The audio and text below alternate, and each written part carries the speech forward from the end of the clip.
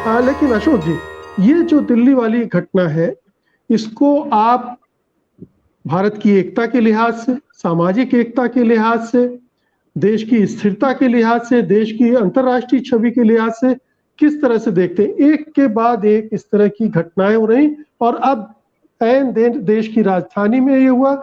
हमारे सांसद महोदय भी उस सभा में थे, और क्या क्या कुछ कुछ नहीं कहा गया। मुकेश जी, अपने यहाँ धर्म सांसदों की एक सीरीज चली, उसमें भी ऐसी ही बातें होती रही। जो सांसद है परवेश वर्मा, उन्होंने पहली बार ये नहीं कहा, इसके पहले भी उन्होंने कई बार ये बात कही। एक हाईकोर्ट के, दिल्ली हाईकोर्ट के जज ने जब उनको लाइन पे लिया तो उनका रातों रात ट्रांसफर भी हुआ है, ये भी हमने देखा है। कुल मिला के मैं जो अभी जो बात हो रही थी कि सरकार के पास बहुत सारे सवाल है इस देश में। एक किसी ने मुझे कहा था कि जब पेट्रोल के कुएं को आग लग जाती है, तेल के कुएं को आग लग जाती है, तो उसको कैसा बुझाया जाता है? तो किसी ने मुझे बताया, एक टेक्निकल फायर फाइटर ने, उसने कहा कि वहां एक ब्लास्ट किया जाता है। मैंने बोला फायर बुझाने के लिए ब्लास्ट? बोले हाँ, जिस कुएं के उसमें आग लगती है वहां एक ब्लास्ट किया जाता है, और उस ब्लास्ट से पूरा ऑक्सीजन कट ऑफ होता है। ऐसा ही कुछ हमारे यहां होता है। आज महंगाई की आग लगी है, आज डॉलर 83 रुपए हो गया है, आज बेरोजगारी, स्वयं सारे मतलब संघ भी कह रहा है कि बेरोजगारी बढ़ी। रेटिंग कोई भी इंटरनेशनल एजेंसी नहीं है जो ऑप्टिमिस्टिक रेटिंग हमको दे रही है। हमारी इकोनॉमी बहुत ही बुरी स्थिति में है, अराजकता बढ़ रही है। ये 5 किलो की जो भीख हम दे रहे हैं दिसंबर तक, इसको और आगे बढ़ाना होगा, नहीं तो बहुत बड़ा अराजकता इस देश में होगी। सरकार के साथ में सामने जब इतना टेंशन है, तो फिर सरकार ने इन आयोजनों से, देखिए आज हम भी इसी पे डिस्कस कर रहे हैं। आज सब हिंदू मुसलमान हो गए। आज उसके बाद मुसलमानों ने स्टेटमेंट देना शुरू कर दिया होगा कि हम देखते हैं कैसे गोलियां मारते हैं, आप आके देखिए। फिर ये कहेंगे, अब बाकी सारे मसले साइड को रह जाएंगे और हिंदू मुसलमान सामने हो जाएगा। हाल ही में अभी 15 दिन पहले मोहन भागवत जी कर्नाटक गए थे, सत्य साई एक यूनिवर्सिटी है वहां पे भाषण देने।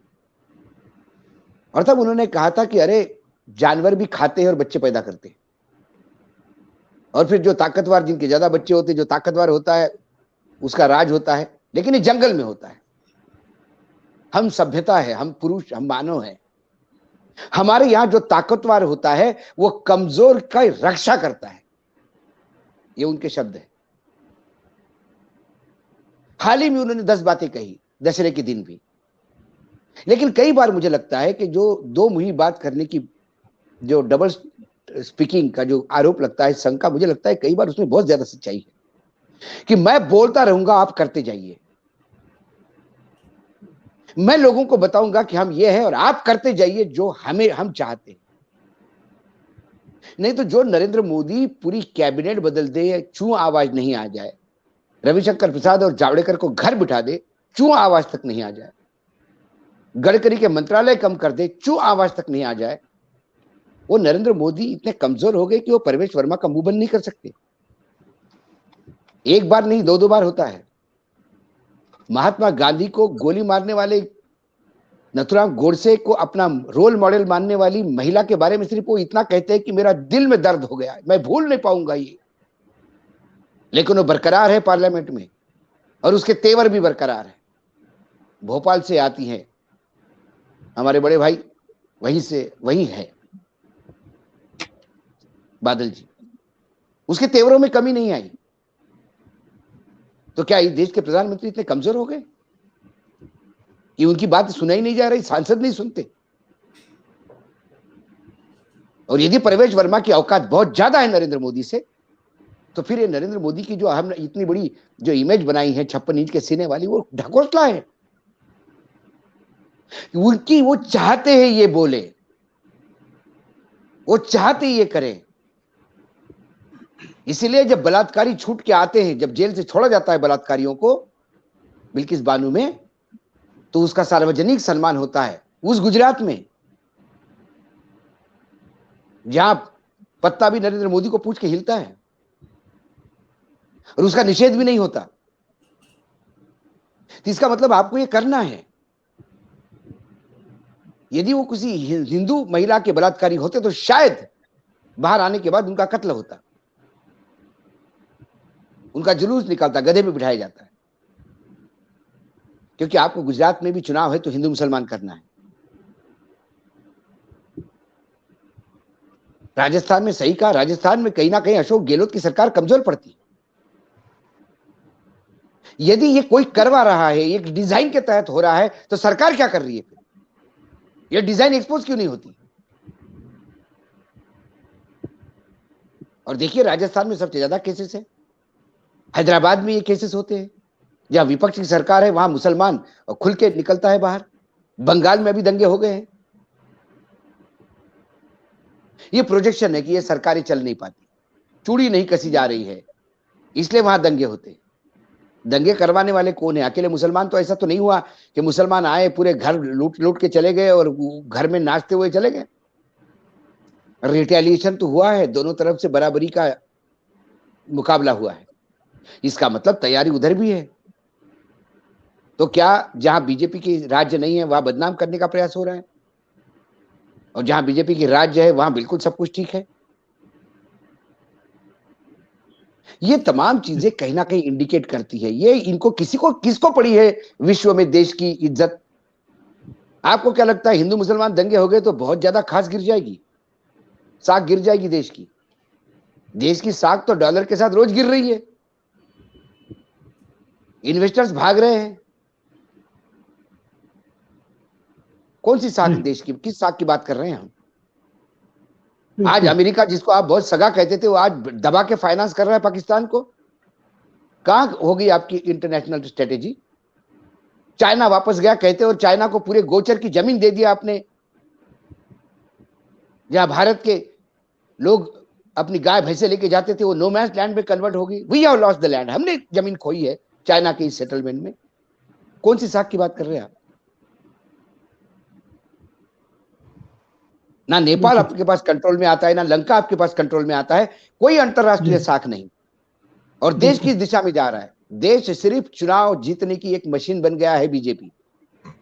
आने वाले राज्यों में हमको चुनाव जीतना है, एन केन प्रकरण कैसा भी करके, झूठ बोलो, हत्याएं करवाओ, दंगे करवाओ, आप रेवड़िया बांटो, लोग रेवड़िया बांटे तो उसके ऊपर कोर्ट केसेस लगवाओ, विपक्ष के लोगों को जितना नस्तनाबूद कर सकते हो उतना करो।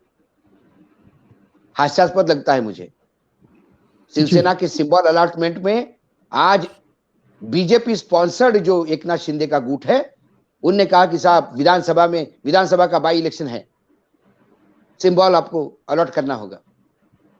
क्या एकनाथ शिंदे का गुट चुनाव लड़ रहा है?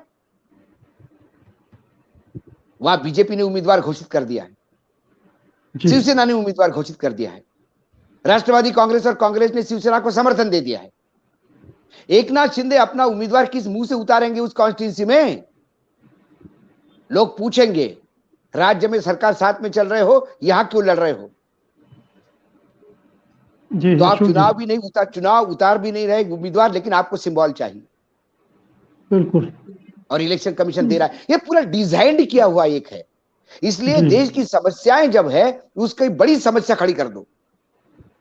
बिल्कुल। हिंदू मुसलमान देश में दंगे हो रहे, लोग असुरक्षित है।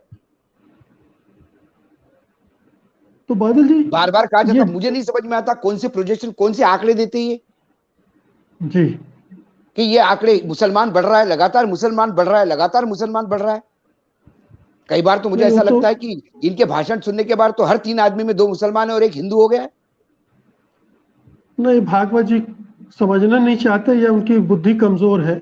100 सालों से समझाया जा रहा है उनको, 100 सालों से समझाया जा रहा है कि आबादी का गणित इस तरह का है, थोड़ा पढ़ लो, थोड़ा जान लो, सीख लो किसी से, लेकिन उनके समझ में नहीं आ रहा क्योंकि वो समझना नहीं चाहते।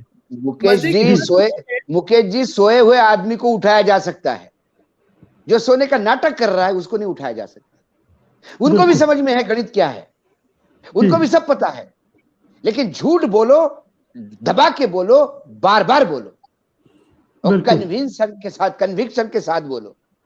जी मैं बस एक चीज कहना चाहती हूँ, जो मुझे अभी कुरैशी साहब, उनमें कुरैशी साहब की मैं बहुत इज्जत हाँ, मैं करती उसी का संदर्भ दे रहा था कि वो किताब देकर आए हैं। हूँ। उन्होंने किताब पूरी लिखी है पॉपुलेशन पर। आप नहीं, वो देखिए, किताब देकर आए हैं भागवत को, किताब भागवत को देकर आए हैं और उसके बिल्कुल बाद फिर ये बयान आया, बिल्कुल, तो बस आप समझ सकती हैं।